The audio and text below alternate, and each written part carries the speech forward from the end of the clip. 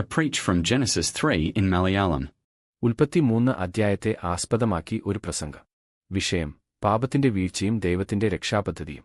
പ്രിയ സഹോദരങ്ങളെ, ഇന്ന് നാം ധ്യാനിക്കുന്നത് ബുക്ക് ഓഫ് ജെനസിസിലെ 3-ാം അധ്യായമാണ്. ഈ അധ്യായം മനുഷ്യചരിത്രത്തിലെ ഏറ്റവും പ്രധാനപ്പെട്ട സംഭവങ്ങളിലൊന്നാണ്, മനുഷ്യന്റെ വീഴ്ച. എന്നാൽ അതോടൊപ്പം ദൈവത്തിന്റെ കരുണയും രക്ഷയുടെ വാഗ്ദാനവും ഇവിടെ നമുക്ക് കാണാം. ഒരു പ്രലോഭനത്തിന്റെ ആരംഭം. സർപ്പം ഹവ്വയോട് ചോദിച്ചു, തോട്ടത്തിലെ യാതൊരു വൃക്ഷത്തിന്റെയും ഫലം തിന്നരുതെന്ന് ദൈവം സത്യമായിട്ടോ കൽപ്പിച്ചത്? ശത്രു എപ്പോഴും ദൈവവചനത്തെ സംശയിപ്പിക്കാനാണ് ശ്രമിക്കുന്നത്. ഇന്നും അതേ രീതിയാണ്. ഇത് പാപമല്ലല്ലോ, ഒരിക്കൽ ചെയ്താൽ എന്താണ്?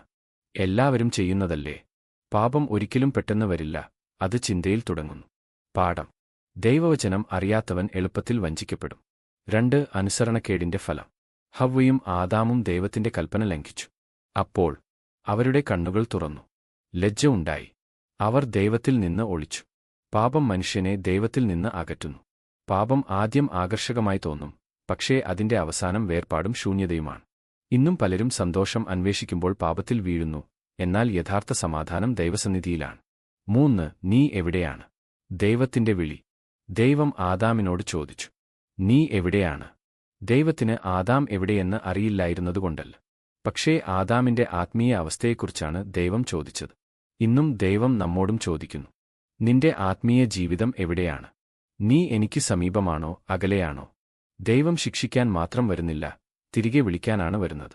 4. ഉത്തരവാദിത്വം ഒഴിഞ്ഞ മനുഷ്യൻ. ആദാം ഹവ്വയെ കുറ്റപ്പെടുത്തി. ഹവ്വ സർപ്പത്തെ കുറ്റപ്പെടുത്തി. പാപം ചെയ്ത മനുഷ്യൻ പലപ്പോഴും ഉത്തരവാദിത്വം ഒഴിവാക്കാൻ ശ്രമിക്കുന്നു. പക്ഷേ ആത്മീയ വളർച്ച ആരംഭിക്കുന്നത് നമ്മുടെ തെറ്റുകൾ സമ്മതിക്കുമ്പോഴാണ്. 5. രക്ഷയുടെ ആദ്യ വാഗ്ദാനം.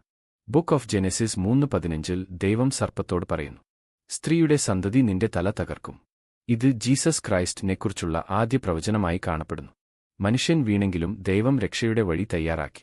ക്രൂശിലൂടെ ജീസസ് ക്രൈസ്റ്റ് പാപത്തെയും സാത്താനെയും ജയിച്ചു. സമാപനം.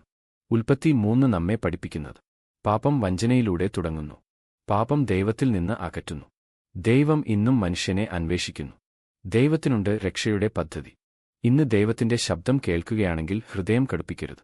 ദൈവത്തിങ്കിലേക്ക് മടങ്ങിവരാം. സമാപന പ്രാർത്ഥന. കർത്താവേ, പാപത്തിൽ വീണ മനുഷ്യരായ ഞങ്ങളെ നീ അന്വേഷിച്ചതിന് നന്ദി. നിന്റെ വചനം അനുസരിച്ച് ജീവിക്കുവാൻ ഞങ്ങളെ സഹായിക്കണമേ.